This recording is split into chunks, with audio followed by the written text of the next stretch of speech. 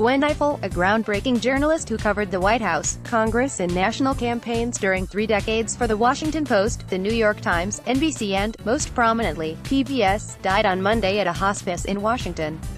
She was 61. The cause was complications of uterine cancer, her brother Roberto said. In a distinguished career, Ms. Ifill was in the forefront of a journalism vanguard as a black woman in a field dominated by white men. She achieved her highest visibility most recently, as the moderator and managing editor of the public affairs program, Washington Week, on PBS, and the co-anchor and co-managing editor, with Judy Woodruff, of NewsHour, competing with the major broadcast and cable networks for the nightly news viewership. They were the first all-female anchor team on network nightly news.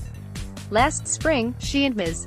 Woodruff were the moderators of a Democratic primary debate between former Secretary of State Hillary Clinton and Senator Bernie Sanders, reprising a role that Ms.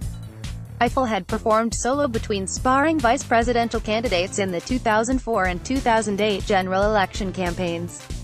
She also wrote The Breakthrough: Politics and Race in the Age of Obama, a book published the day President Obama was inaugurated in 2009.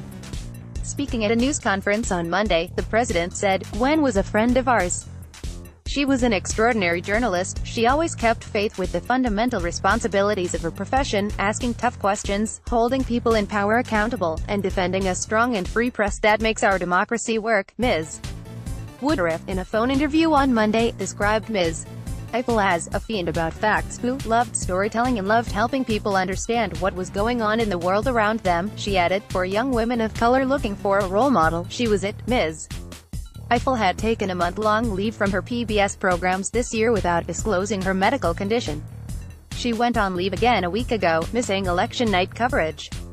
7, though, in an online column for PBS titled "The End is in Sight," she volunteered some parting wisdom for candidates that, unwittingly, might have proved prescient for Mrs. Clinton. Once a candidate, they can no longer claim outsider status, and he or she begins to look more ambitious than chaste. Ms. Ifill wrote, "Hillary Clinton was a popular Secretary of State, but now she is just Hillary Clinton. There's something about actually wanting a thing that makes voters think less of you." Ms. Ifill reported for The Washington Post and The New York Times. Brendan Smialowski, Getty Images for Meet the Press. The daughter of Caribbean immigrants, Ms. Ifill said she had known since she was 9, growing up in the tumultuous 1960s, that she wanted to be a journalist. "I was very conscious of the world being this very crazed place that demanded explanation," she recalled in a 2011 interview with the Archive of American Television. "I didn't see a whole lot of people who looked like me doing it on television," she added, "but you get used to being underestimated. I got my first job by exceeding expectations," she said. And she kept going, "This is the way it is. How do I get around it, get through it, surprise them?" Gwendolyn L. Ifill, she loathed her middle name and refused to reveal it, was born on Sept. 29, 1955, in Jamaica, Queens, to the former Eleanor husband and Oliver Urchel Ifill Sr., an AME minister. With her father being periodically reassigned, she grew up in several places: Queens, Staten Island, Manhattan, Buffalo, Pennsylvania and Massachusetts, living in church parsonages and sometimes in federally subsidized housing. "I knew who these people were because they were me," she said of her public housing neighbors. Charlene Hunter Galt, a former NewsHour correspondent and a pioneering African-American journalist, said that she and Ms. Ifill, both daughters of ministers, were equipped with a moral armor that served her and me well as we traversed roads not usually traversed by women who looked like us. Ms. Ifill once said that being a preacher's daughter also means you always have to be good. In addition to her brother Roberto, an economics professor, Ms. Ifill is survived by another brother, Earl, a minister, and a sister, Maria Ifill Phillip, who is retired from the State Department.